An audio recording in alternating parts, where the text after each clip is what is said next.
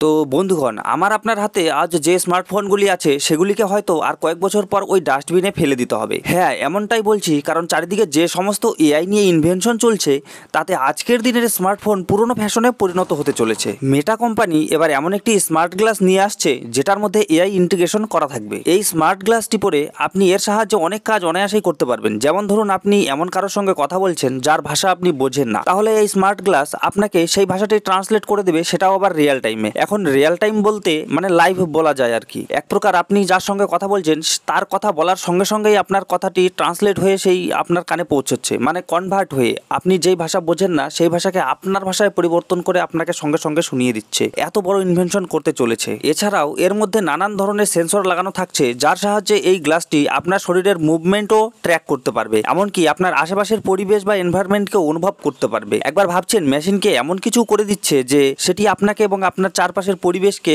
একদম ফিল অনুভব করতে পারছে। আবার ধরুন, আপনি কোনো শপিং মলে গেলেন, সেখানে আপনি পেঁয়াজ কিনবেন, কিন্তু পেঁয়াজ কোথায় আছে সেটা আপনি জানেন না। তবে এই মেটা স্মার্ট গ্লাসকে জিজ্ঞাসা করলে সেই গ্লাসটি তার এআই এর সাহায্যে সেই পেঁয়াজের সন্ধান দিয়ে দেবে, এমনকি সেই পেঁয়াজ অবধি যাওয়ার জন্য বা আপনাকে সেই পেঁয়াজ নিয়ে আসার জন্য শর্টকাট রুটও দেখিয়ে দেবে। তবে অ্যাপেল যেমন নিয়ে এসেছিল তাদের ভিশন প্রো ডিভাইস, সেই ডিভাইসটি চোখের সামনে অনেক বড় বা আপনার মুখের অর্ধেকটাই প্রায় কভার করে নেয়। তবে এই মেটা স্মার্ট গ্লাসটি কিন্তু অতটা বড় নয়, এটি একটি সাধারণ চশমার মতো। ভাবুন, মেটা কোম্পানি ওই চশমার মধ্যে এমন কি ইনভেনশন করতে চলেছে যেটা দিয়ে আপনি অনেক কিছু কাজ অনায়াসেই করতে পারবেন খুব সহজে, আর পড়লেও আপনাকে কেউ বুঝতেও পারবে না যে সেটা মেটা স্মার্ট গ্লাস। সেটি একটি সাধারণ চশমার মতোই দেখা যাবে। আবার আমরা আমাদের স্মার্টফোনে এমন অনেক কিছুই করতে পারি না যেগুলি ওই স্মার্ট গ্লাসে করা যাবে। মনে হচ্ছে ভবিষ্যৎটাই সম্পূর্ণ এআই এর উপর নির্ভরশীল হতে চলেছে। এছাড়াও এই স্মার্ট গ্লাসটি দিয়ে আপনি ইনস্ট্যান্ট ছবি তোলা, ভিডিও কল করা, আবার ফেসবুকে লাইভও করা যাবে। এইসব বেসিক ফিচার্স তো থাকছেই থাকছে। এবার আপনি যদি কোনো প্রোডাক্টের ডিটেলস জানতে চান, ধরুন আপনি নতুন কোনো প্রোডাক্ট দেখলেন যেটি বিষয়ে আপনি কোনো কিছু জানেন না, তবে এই মেটা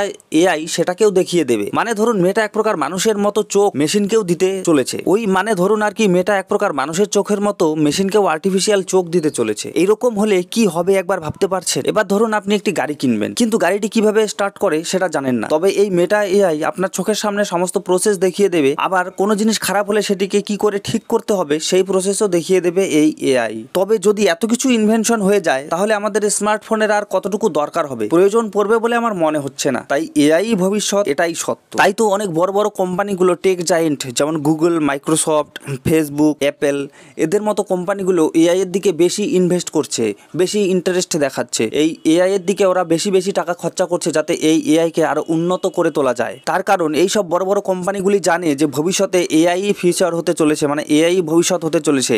এই এআই দিয়ে আরো কি কি কাজ করা যাবে সেটা এখনো অসম্ভব। মানে আমরা এইসব কিছু এখনো কল্পনাও করতে পারি না যে এই আর্টিফিশিয়াল ইন্টেলিজেন্স দিয়ে আরো কি কি কাজ করা যেতে পারে। তো থ্যাংক ইউ ভিডিওটা দেখার জন্য। ভিডিওটি যদি ভালো লাগে তাহলে আমাদের চ্যানেলটিকে সাবস্ক্রাইব করে দিও, বেল আইকনটিকে প্রেস করে দিও, এবং ফেসবুকে দেখে থাকলে ফেসবুক পেজটিকে লাইক করে দাও, ফলো করে দাও, ভিডিওটিকে লাইক করে দিও। থ্যাংক ইউ, ধন্যবাদ।